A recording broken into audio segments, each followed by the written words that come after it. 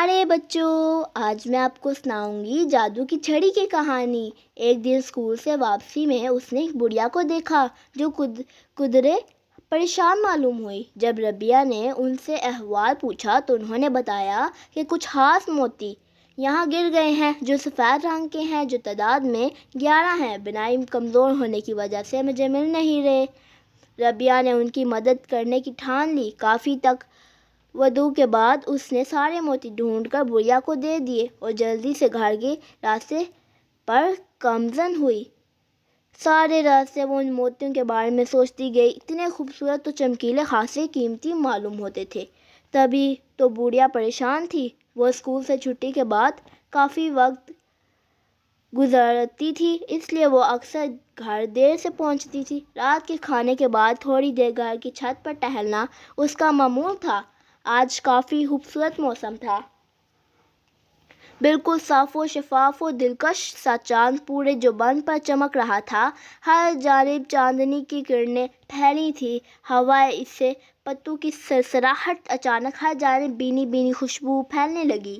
دور سے ایک روشنی کا ہالہ قریب آنے لگا، جیسے چاندنی باسی دھرتی کی جانب رخت سفر ہے۔ آہستہ آہستہ منظر صاف ہو رہا تھا، اس کی اڑان کچھ تتلی کی مانند تھی۔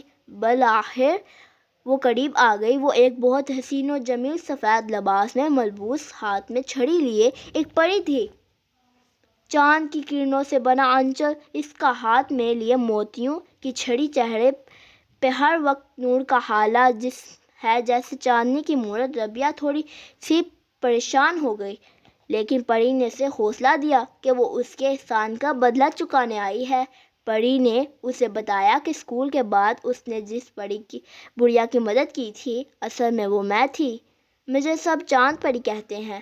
جو موتی تم نے مجھے ڈھونڈ کر دیے تھے، اصل میں وہ میری چھڑی تھی جو شیطانی قوتوں نے لڑتے ہوئے ٹوٹ گئی تھی۔ اس کے ٹوٹتے ہی میرے جسم کی طاقت ختم ہو گئی تھی اور میں بری نظر آنے لگی۔ لیکن وہ موتی جس جگہ گرے تھے وہ تمہارے اسکول کے پاس کی جگہ تھی، جہاں تمہاری جیسی نیک دل لڑکی نے میری مدد کی۔ میں تمہاری کوئی بھی خواہش پوری کروں گی۔ ربیہ نے جھٹ سے پرستان دیکھنے کی خواہش ظاہر کر دی۔ پری نے ربیہ کا ہاتھ پکڑا اور چھڑی گھمائی تو وہ فوراً پرستان کے دروازے پر پہنچ گئی، جو بادلوں اور اوس سے ڈھکا ہوا تھا۔ وہ اندر داخل ہوئی۔ پرستان بہت حسین و دلکش تھا۔ لال، نیلی، پیلی، سنہری، نارنگی اور گلابی رنگ کی پروں والی پریاں وہاں موجود تھیں۔ چاند پری کی شان سب سے الگ تھی۔ ہر رنگ کے پھول، پھولوں سے لدی ڈالیاں، ہر رنگ کے پھول، پھولوں سے چھپی پہاڑیاں، ہوا میں رقص کرتی پریاں تھیں۔ گل و پھول کی گلیاں، ہر جانب فطرت کا رنگ پھیلا ہوا تھا۔ اس کے ساتھ ہی چاند پری نے ایک شاندار دعوت کا انتظام کیا، جس میں سب پریاں مدعو تھیں۔ کھانے میں شہد، انواع اقسام کے پھل اور مٹھائیاں پیش کی گئیں۔ پھر محل میں گھومنے کے بعد وہ ایک لائبریری میں گئی، جہاں سے اس نے کہانیوں کی کتابیں ساتھ لے جانے کے لیے رکھ لیں۔ اب واپس جانے کا وقت آ گیا تھا۔ ربیہ سب پریوں سے ملی اور چاندنی پری سے اجازت چاہی۔ پھر اس نے چھڑی گھمائی اور ربیہ واپس اپنے گھر میں موجود تھی۔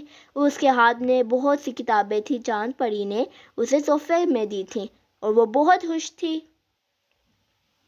پیارے بچوں، اگر آپ کو مزید اور اچھی کہانیاں دیکھنی ہیں تو ہمارے چینل کو لائک، شیئر، سبسکرائب اور ہاں، کمنٹ کرنا تو بالکل بھی مت بھولیے گا۔